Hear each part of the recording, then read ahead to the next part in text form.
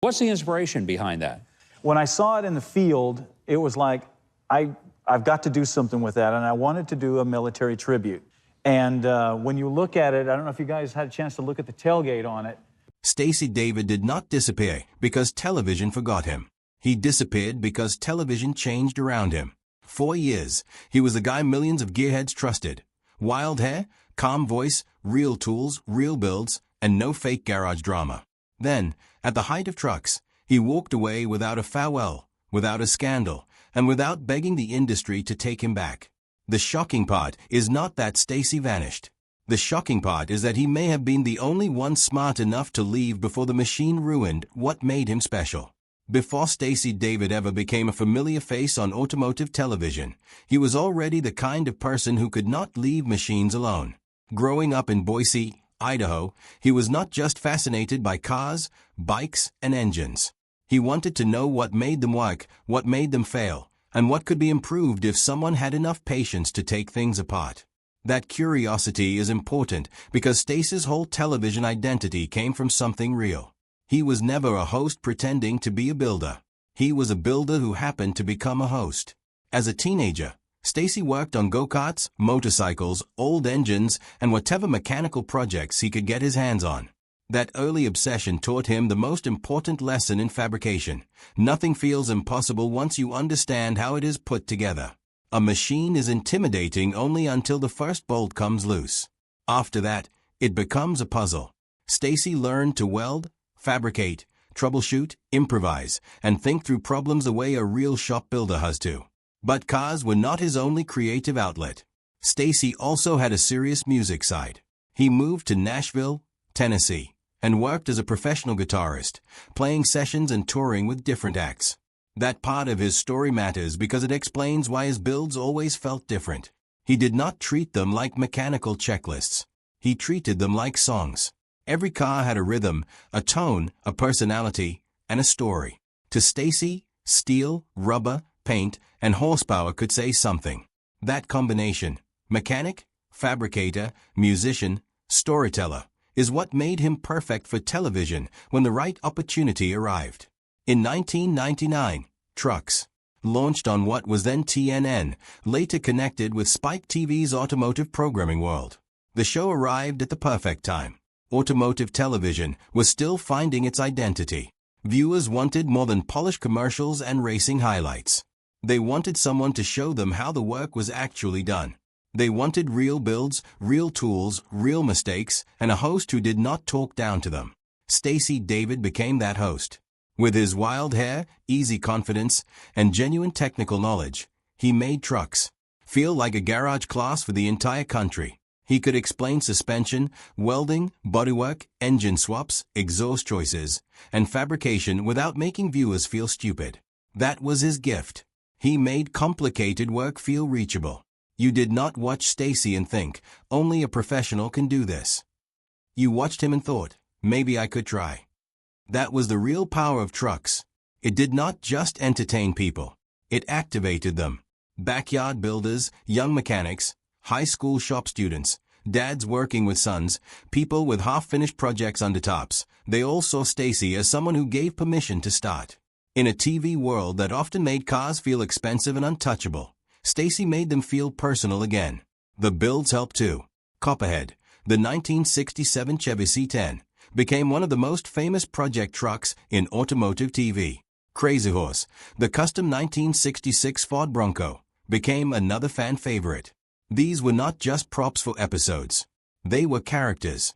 Viewers followed their progress, learned from each stage, and remembered them long after the episodes aired. The reason Stacey connected with people was simple. He respected the audience. He did not act like viewers were passive consumers waiting to be dazzled. He treated them like future builders. That is a huge difference. Many TV personalities perform expertise. Stacey taught it. He would slow down, explain the reasoning, and show the process instead of jumping straight to the finished result. That is why his absence later felt so personal. Fans were not only losing a host, they were losing a teacher. Stacey had become the guy who made the garage less intimidating. He brought confidence into homes where people had tools, but not always the courage to use them. He made the build feel possible. This is also why his style aged better than many shows from the same era. Automotive entertainment eventually became louder, faster, and more obsessed with drama. Shops shouted at each other. Deadlines were exaggerated. Arguments became storylines. Builds became less about learning and more about conflict. But Stacey's best work never needed that. He understood that a good build already has conflict built into it. Rust, time, money, parts that do not fit, tools that break, mistakes that need fixing, and the satisfaction of solving one problem at a time. That is real drama. Not staged yelling. Not fake deadlines. The drama is whether the thing you imagined can actually become real. Then, at the height of trucks, Stacey was gone. That is the moment that created the mystery. Viewers tuned in expecting the same energy, the same host, the same garage spirit, and suddenly the show felt different. There was no huge farewell episode. No dramatic goodbye speech. No long explanation. 1 week Stacey was the face of the show, and then the next era had begun without him. That silence made people wonder if something bad had happened. Was he fired? Did he burn out? Did he get pushed out? Did he quit television entirely? The truth appears to be less scandalous but more revealing. Stacey walked away because the direction of the show no longer matched what he believed automotive TV should be. According to the story fans have repeated for years, the pressure behind the scenes had been building. More sponsors, more product placement, more polished segments, more network influence, faster builds, less depth, less time spent showing people how to actually do the work. For someone like Stacey, that was not a small creative disagreement. It hit the center of what made the show valuable. He had helped build trucks into something people trusted. If that trust was going to be traded for polish and promotion, then the show was no longer the same thing. So he made the decision most TV hosts would never make. He left a hit show while it was still powerful. The shocking part is not that Stacey left. The shocking part is that he left without turning it into a spectacle. In today's media world, a departure like that would become content by itself. There would be podcasts, accusations, reaction videos, reunion drama, and behind-the-scenes clips. Stacey did not do that. He simply stepped away. That says a lot about him. He was never chasing fame the way television wanted him to. He wanted to build. He wanted to teach. He wanted control over the work. If the platform stopped serving that mission, then the platform was not worth protecting. That is a rare mindset in entertainment, because most people who reach national TV do everything they can to stay there. Stacey seemed more willing to lose visibility than lose integrity. This is the original twist of the improved version. Stacey did not vanish because his career failed. He vanished from mainstream TV because he refused to let TV turn him into something fake. He chose a smaller road that gave him more ownership. In an industry built around exposure, that looks like disappearing. In reality, it was self-preservation. After leaving trucks, Stacey did not disappear into retirement. He built something new. In 2007, he launched Stacey David's Gears Ed. At first glance, it looked like a comeback show, but it was more than that. It was a correction. Gears Ed was Stacey taking back the parts of automotive television he believed were being lost: deeper education, real builds, less manufactured drama, and creative control. This time, Stacey was not just the host. He became the producer, director, and owner through his company Rattletrap. That changes the whole story. On trucks, Stacey was the face of a show that could eventually move in directions he did not control. On Gears Ed, the show moved through him. The builds, the pacing, the explanations, the tone, and the mission all reflected his values. That is why Gears Ed felt familiar to fans, but not identical to trucks. It had the same heart, but more freedom. Stacey could build cars, trucks, hot rods, kit cars, movie-inspired machines, family projects, and educational segments without being trapped inside one format. He could chase the story of a vehicle instead of only the sponsor-friendly part of a vehicle. He could slow down when something needed explanation. He could make the garage feel like a classroom again. After leaving trucks, Stacey did not disappear into retirement. He built something new. In 2007, he launched Stacey David's Gears Ed. At first glance, it looked like a comeback show, but it was more than that. It was a correction. Gears Ed was Stacey taking back the parts of Automotive television he believed were being lost, deeper education, real builds, less manufactured drama, and creative control. This time, Stacey was not just the host. He became the producer, director, and owner through his company Rattletrap. That changes the whole story. On trucks, Stacey was the face of a show that could eventually move in directions he did not control. On Gears Ed, the show moved through him. The builds, the pacing, the explanations, the tone, and the mission all reflected his values. That is why Gears Ed felt familiar to fans, but not identical to trucks. It had the same heart, but more freedom. Stacey could build cars, trucks, hot rods, kit cars, movie-inspired machines, family projects, and educational segments without being trapped inside one format. He could chase the story of a vehicle instead of only the sponsor-friendly part of a vehicle. He could slow down when something needed explanation. He could make the garage feel like a classroom again. Once Gears Ed proved there was still an audience for Stacey's style, bigger opportunities came. Larger platforms, more money, more exposure, and the chance to turn the show into something more commercial. For many people, that would have been the dream. For Stacey, it was the old trap returning in a new wrapper. He had already seen what happens when a show becomes too dependent on outside demands. More money usually comes with more control from other people. More exposure often means more pressure to simplify, exaggerate, and perform. More network involvement can mean less time teaching and more time creating moments that look good in promos. Stacey had already chosen against that once. He was not going to walk back into it just because the check was bigger. That choice explains why some fans thought he vanished. He did not disappear from the work. He disappeared from the loudest version of fame.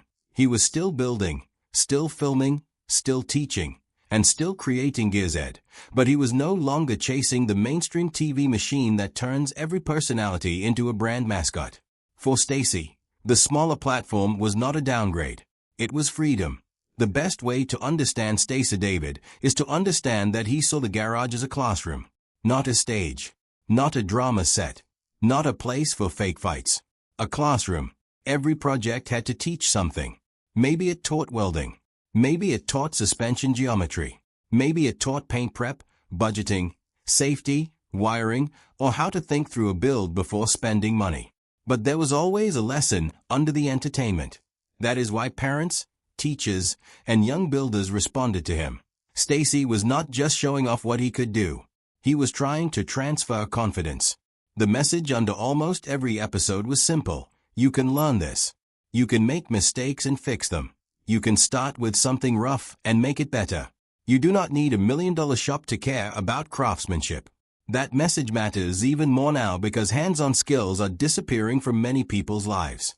A generation raised around screens can easily become disconnected from tools, engines, fabrication, and mechanical problem-solving. Stacey stood against that trend. He made the physical world feel exciting again. He reminded viewers that building something with your hands creates a kind of pride no app can replace. Stacey's builds became memorable because they had personality. Copperhead was not just a 1967 Chevy C10 with power and polish. It was a statement about what a classic truck could become when treated with hot rod imagination. Crazy Horse was not just a Bronco. It was a blend of classic off-road identity and custom craftsmanship that helped inspire a generation of Bronco fans before the modern Bronco revival made them trendy again. Then came projects like Sergeant Rock, Heavy Metal, the V8 Interceptor, Banshee, Rat Roaster, and countless others that carried their own identities. These names mattered because Stacey understood storytelling. A build with a name becomes easier to remember. It becomes more than a parts list. It becomes a character with a purpose. Some builds honored history. Some celebrated veterans. Some leaned into movie culture. Some proved that performance did not always require the most expensive path. Some showed viewers how to rescue forgotten iron and give it a second life. The common thread was intention. Stacey did not build just to fill airtime. He built because each vehicle gave him a chance to teach a different part of the craft. While Stacey continued doing things his way, the automotive media world changed around him. Cable television became less dominant. Streaming grew. YouTube exploded. Social media rewarded short clips, extreme thumbnails, fast edits, and instant reactions. Automotive creators had to compete not only with other car shows, but with every form of entertainment on every screen. In that environment, Stacey's style looked almost old-fashioned. He was not built for fake outrage or disposable clips. He did not need every episode to pretend the shop was about to collapse. He was not chasing viral humiliation, celebrity cameos, or stage disasters. He remained focused on craft, which can look quiet in a media world addicted to noise. But that quietness became part of his strength. The people who stayed with him did not stay because he shouted the loudest. They stayed because they trusted him. In a world where everyone is selling something, trust is rare. Stacey built trust by being consistent. He taught, built, explained, and refused to betray the audience's intelligence. That kind of loyalty does not always trend, but it lasts. The updated truth is that Stacey David has not vanished in the literal sense. Gear Z is still active, and his official platform continues to promote episodes, bonus content, restoration material, and his broader automotive world. His company, Rattletrap, remains tied to the production of the show and has helped create more than 200 episodes. That means the real story is not whatever happened to Stacey David. It is why did Stacey David stop playing by the old rules of automotive television? That question is more interesting because it reveals a bigger shift. Stacey moved from being a TV personality inside someone else's structure to being an independent builder and teacher inside his own. The mainstream spotlight may not hit him the same way it did during the peak of trucks, but the work did not disappear. It became more focused, more controlled, and more aligned with what he wanted from the beginning. The man did not leave the garage. He left the circus around it. So what is the real reason Stacey David vanished from TV? He did not vanish because he failed. He did not vanish because people stopped caring. He did not vanish because he had nothing left to build. He vanished from the loudest version of television because he wanted to protect the one thing that made him valuable in the first place: authenticity. On trucks, he became famous by teaching real people how real builds happened. When the show's direction allegedly began shifting toward more sponsor pressure and less creative freedom, he walked away. On Gear Z, he built a new format where he could own the process. When bigger opportunities threatened to turn that into another machine, he stayed independent. When the media world got louder, he stayed focused. That is not a disappearance. That is discipline. Stacey understood something many TV personalities never learn. If the audience trusts you because you are real, you cannot trade that trust for short-term attention and expect it to survive. Once the garage feels fake, the whole thing collapses. Stacey protected the garage. That is why fans still respect him. The original twist is this: Stacey David did not leave television because he hated it. He left the parts of television that got between the viewer and the craft. He still understood the power of cameras. He still used television and video to teach. But he refused to let the camera become more important than the build. That is what separates him from so many automotive personalities. Some people use cars to become famous. Stacey used fame to get people back into cars. That difference explains his entire career. Fame was a tool, not the destination. The destination was always the garage, the project, the lesson, and the person watching at home who finally felt brave enough to pick up a wrench. Once you understand that, his whole career makes sense. Trucks was the breakthrough. Leaving trucks was the protection. Gear Z was the rebuild. The lower profile was not defeat. It was the cost of doing it right. Stacey David's legacy is not only in the vehicles he built. It is in the builders he created. Somewhere, there are people who learned to change oil because of him. People who tried welding because he made it less intimidating. People who bought a project truck because Copperhead made them believe an old C10 could become art. People who saw Crazy Horse and realized a Bronco was more than transportation. People who watched a rusty vehicle come back to life and understood that patience could turn decay into pride. That is a different kind of influence from ratings. Ratings measure attention. Legacy measures action. Stacey's viewers did not just watch. Many of them went to the garage afterward. They bought tools. They made mistakes. They fixed them. They built memories with their families. They taught their kids. They kept old vehicles alive that might otherwise have rotted away. That is why his story feels different from a normal TV disappearance. He did not need to dominate every screen forever. He needed to leave behind enough knowledge for other people to keep building.